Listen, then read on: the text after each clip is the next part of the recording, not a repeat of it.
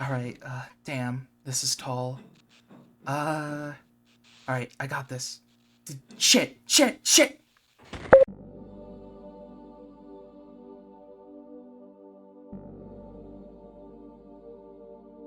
So we find ourselves in a lab area involving water, but one that deals with portals? This has to be one of the strangest areas to me in Op 4, to be honest. I really don't know what they were going for. This lab is gorgeous though. Environments really are a strong suit of Op 4.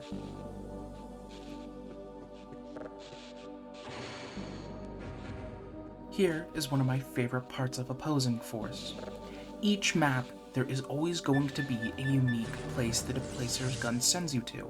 Sometimes the maps are reused, but I think it's a really cool way to stock up on ammo and just see more of Zen.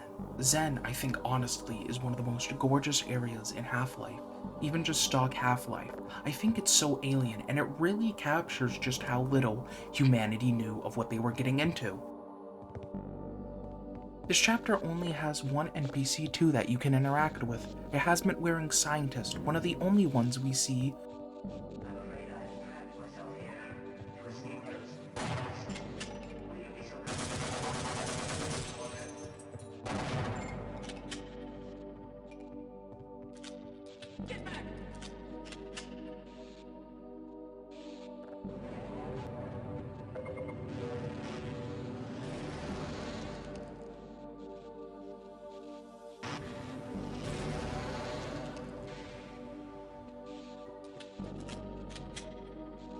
With my brains and your brawn, we'll make an excellent team. This is as far as I go. Lead the way. I refuse to go another step.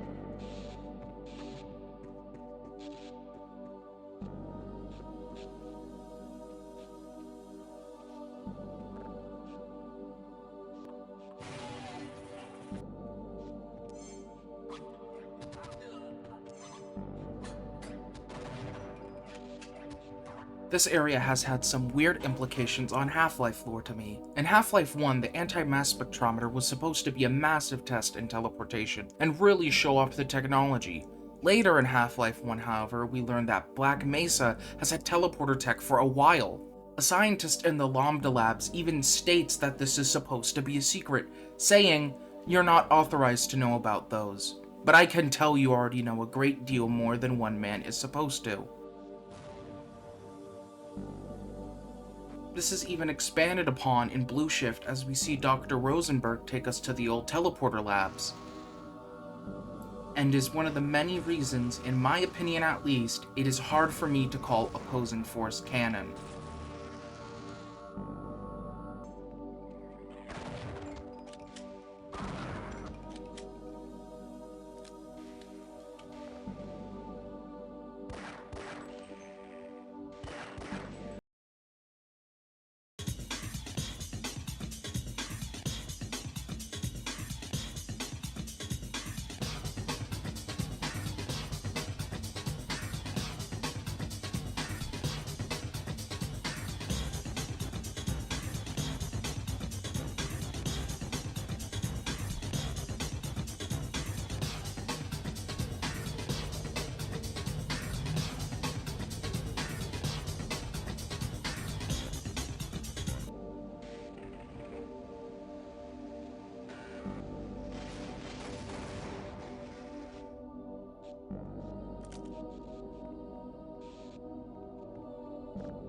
What the hell?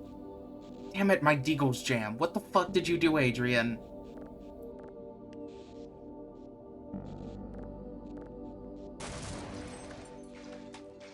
And here we are introduced to the Shock Trooper, a new enemy from Race X that feels like a mix of the Vortigaunt and the alien Grunt. And for killing our first Shock Troop, we are rewarded with the Shock Lobster, the equivalent to the Grunt's Hive Hand, being able to shoot electric bolts and automatically recharging, left-click firing, and right-click for some reason doing an animation. The Shock Troopers really don't feel like a challenge either, just feeling more like an off-brand alien Grunt. Look what they need to mimic a fraction of our power. Here we have two ichthyosaurs blocking our path, but honestly, they just aren't a challenge. Just break the grate and go up.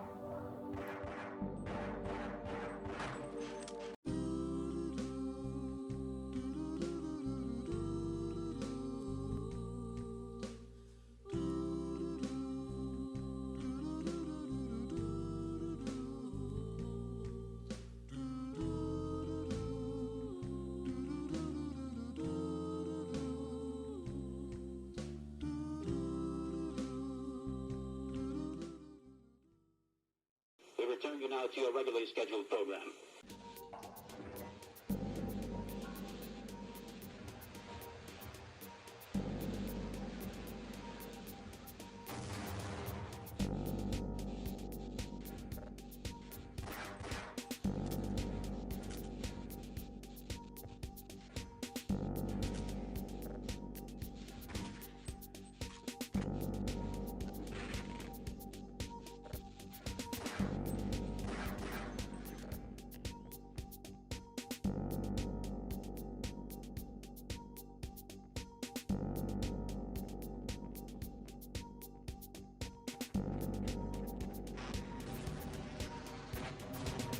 The Voltigor, probably the strongest enemy you see during the game, other than the final boss.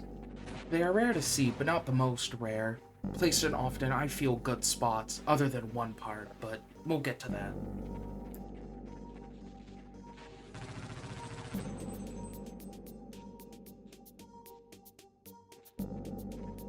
From what I know, this chapter also has no friendly NPCs that you can interact with. I think it really adds great atmosphere to the chapter, giving it this feeling you are really stuck in Black Mesa, in the depths where very few have gone.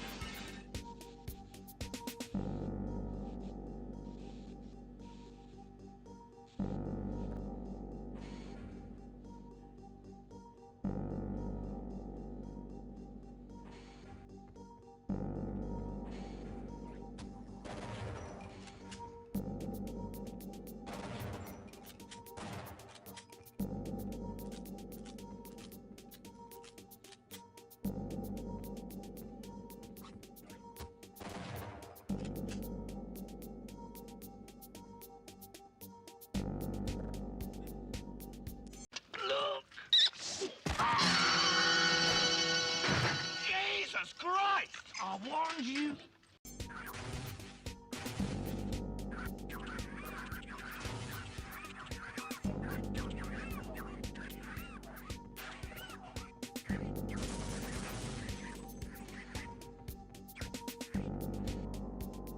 I love this area.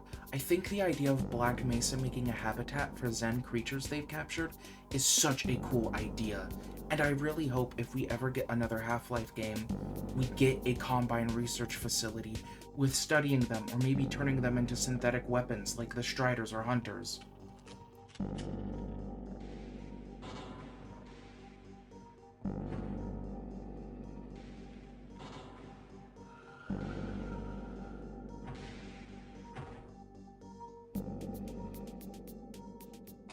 Here we get the Spore Launcher, a weapon from Race X that's also biological, holding 5 pellets that act as a grenade launcher.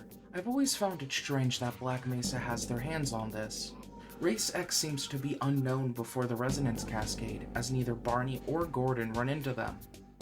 So then how did Black Mesa get their hands on this specimen? It honestly more has the appearance of a salamander, even though Race X are more based on bugs. Perhaps it's a more amphibious cousin to the ichthyosaur, being a similar species. But that's just my theory. To get ammo for the spore launcher, you find these spores and gather ammo from them. One issue is that the spores grow back slow, making it not really fun to get ammo.